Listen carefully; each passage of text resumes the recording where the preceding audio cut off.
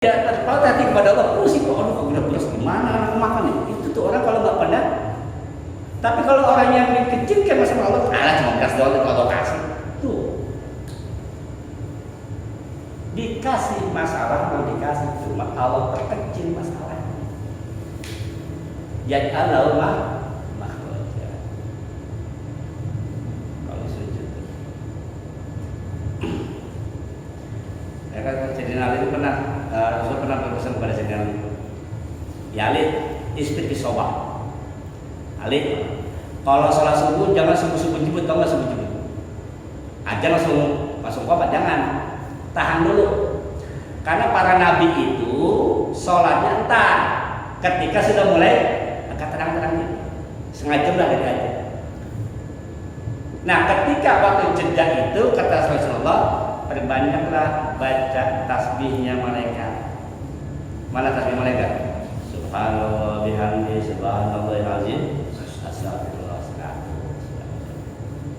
Dibaca lagi tuh kalau dibaca ya Fatah, ya Razak, ya Ghani, ya baca.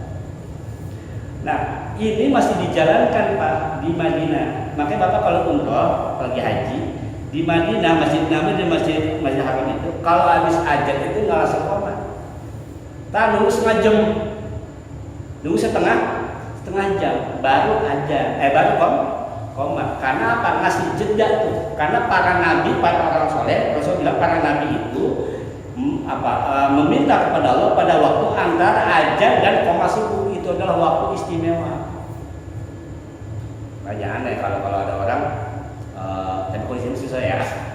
Kalau misalnya gimana gitu mau berangkat kerja gitu kata komat. Kalau lagi ada waktu jeda, kemudian lagi usahakan setelah sholat subuh, ya kan sampai rumah jangan tidur lagi, baca Quran, pindah tempat. Bagusnya sebegini, bagusnya mah habis sholat subuh nggak bangun, duduk maksudnya, zikir sampai syuruk, sholat 2 rakaat, itulah yang dapat pahala haji dan umroh. Kan gitu, habis subuh kan nggak bangun terus sampai Isra, sholat subuh 2 rakaat. Itu kata Rasulullah, orang yang sholat subuh berjamaah, ada yang bilang di masjid, ada yang bilang di berjamaah. Hadisnya ada 2 nih konteksnya, ada yang masjid, ada yang berjamaah. Nah, kemudian dia tidak bangun berzikir kepada Allah sampai subuh, kemudian sholat 2 rakaat, maka dia akan mendapatkan pahala haji dan umroh. Jadi kalau Bapak belum haji belum umroh, kalau Bapak lakukan itu, Bapak sudah dapat pahala haji dan umroh. Nah, sampai itu. Kalau memang nggak bisa di sini, pulang, baca Quran, zikir, apalah, ya, sampai kira-kira matahari sudah agak terang. Insya Allah Pak, dapat pahala haji dan makanya jangan apa mau lantas jalan saya Pak. Kalau di dalam kita bicara IT, kita kena namanya sinyal ya, ada 4G, ada 3G. Lebih kuat mana sinyalnya? 4G atau 3G?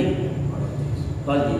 Nah, ketika orang sholat itu setelah sholat sinyal lagi panjang nih, sinyal lagi bagus, lagi naik. Maka kalau di sholat minta biar cepat nyampe, nggak bisa malah kabur.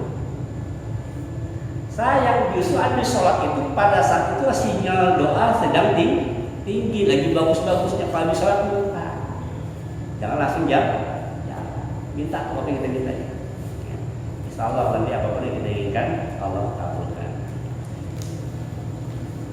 Kalau siapa yang bilang, habis ini ada pertanyaan dulu. Cukup. Alam yajid yatiman fa'awa. Nah, ini Allah ingetin nih. Bukankah dia mendapat ilmu sebagai seorang yatim lalu dia melindungimu? Jadi Rasulullah itu kan memang lahir dalam keadaan yatim. Jangan sedih, gitu kan? Rasulullah bilang gitu. Jangan sedih, tenang aja. Kata Allah lagi sedang meraih Nabi Muhammad. Emang selama ini kamu nggak pernah ditolong? Jangan bilang kamu ditinggal, kan enggak? Mawada'aka rabbuka wa qala. Allah tidak benci dan juga tidak meninggalkan. Buktinya apa? Ingat gak dulu kamu lahir dalam kondisi yatim? Kita paham tuh. Rasulullah lahir dalam kondisi ayahnya sudah meninggal, yatim. Kemudian usia 4 tahun ibunya meninggal. Dirawat oleh kakeknya Abdul Muthalib. Usia 8 tahun kakeknya meninggal. Diasuh lagi oleh pamannya Abu Thalib. Artinya apa? Artinya selama itu Allah tidak pernah menelantarkan Rasulullah. Dilindungi terus, ada pelindungnya. Maka biasanya Pak, anak-anak yatim itu kita bisa bayangin Pak, kita punya adik, punya kakak, gitu kan, perempuan. Pas hamil nih, pas hamil suaminya meninggal. Kira-kira gimana? Ini adik kita nih atau kakak kita lagi hamil, suaminya meninggal. Begitu lahir, ponakan kita, aduh kasihan amat ya, bocah ya. Lahir nggak punya bapak, nggak punya bapak. Nah Abu Lahab itu Pak, begitu lihat Aminah lahir, Muhammad lahir, itu jiwa amannya keluar dan darah daging kalau bagaimanapun. Sampai dikasih tuh budaknya suatu aslamnya untuk menyusui Muhammad. Kan? Kemudian ketika usia 4 tahun kita punya ponakan yatim, emaknya meninggal. Kira-kira hati kita gimana? Ya Allah, ponakan gua emaknya meninggal. Diasuh oleh kakek. Makanya anak-anak yatim itu biasanya anak yatim itu rentan ditelantarkan. Anak yatim rentan ditelantarkan. Dan dia itu ketika masih kecil dan tidak dapat perlindungan, tidak dapat asupan dengan baik, biasanya dia nanti sudah besar jadi pendendam. Biasanya. Kenapa? Karena dari kecil sudah tidak terbiasa mendapatkan kasih sayang dari orang, selalu dicuekin. Makanya Rasulullah itu mengajarkan jangan pernah menghadap anak yatim. Rasul dilindungi oleh Allah. Oleh Aminah, oleh kakeknya, oleh Abu Thalib terus. Begitu Abu Thalib meninggal, dilindungi lagi oleh kaum Ansar sampai Rasulullah meninggal. Baik hikmah yang dapat diambil, kenapa Rasulullah dalam kondisi yatim? Kenapa Rasulullah lahir dalam kondisi yatim? Ini menunjukkan bahwa Rasulullah itu menjadi nabi, menjadi rasul karena memang mutlak itu bimbingan dan kehendak Allah, pengaturan Allah. Karena apa? Biasanya bocah itu akan dapat perlindungan dari orang tuanya, dari bapaknya gitu kan. Nah, tapi Rasulullah sudah ada perlindungan dari masih kecil karena yang mendidik Allah langsung. Yang kedua, Allah ingin menunjukkan kepada seluruh manusia bahwa Allah kalau sudah pengen mah gampang. Kalau sudah pengen, Allah lah yang mau melindungi, Allah yang mau menolong. Hasbunallah wa ni'mal wakil, ni'mal maula wa ni'mal. Banyak hikmahnya. Yang ketiga, dia Rasulullah itu paham, tahu bagaimana rasanya menjadi anak yatim. Gak punya ayah, gak punya ini, gak punya itu, gak punya perlindungan. Itu hikmah-hikmah kenapa Rasulullah di dalam kondisi yatim. Namun ketika yatim itu Allah lah yang melindungi Rasulullah SAW maka berbagai macam cara. Alam yajidka yatiman fa'awa wajadaka dhalan fahada. Dan dia Allah itu mendapatimu sebagai orang yang dhalan. Dhalan artinya apa? Bingung, bukan sesat ya. Dan orang salah mengartikan wajadaka dhalan fahada dan Rasulullah dalam keadaan sesat.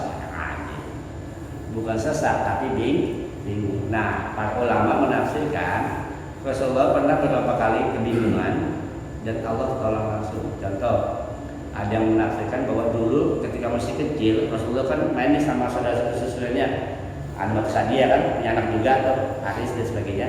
Ketika main Pak itu nyasar, maklum bocah gitu kan. Kita kan waktu masih kecil gitu kan suka main nih, nyasar, nggak tahu pulang. Nah Allah ngutus Jibril ngasih tahu pulang.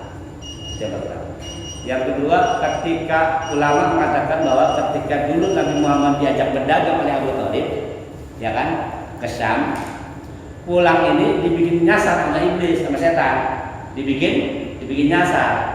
Turunlah Jibril, setan diusir sama Jibril. Enak aja gitu kan, diusir. Akhirnya Rasulullah ditunjukkan jalan pulang. Gitu kan. Kemudian pernah juga ada juga ulama mengatakan bahwa Rasulullah bingung kenapa bagaimana cara mendidik umat, ya, pada mabok, pada bunuh anak perempuan, pada hidup-hidup kehidupan bangsa Arab lah waktu itu. Bingung bagaimana cara mengatasinya. Maka fahad dan Allah kasih petunjuk tuh. Jangan apa dengan ayat Quran dan dengan syariat Islam.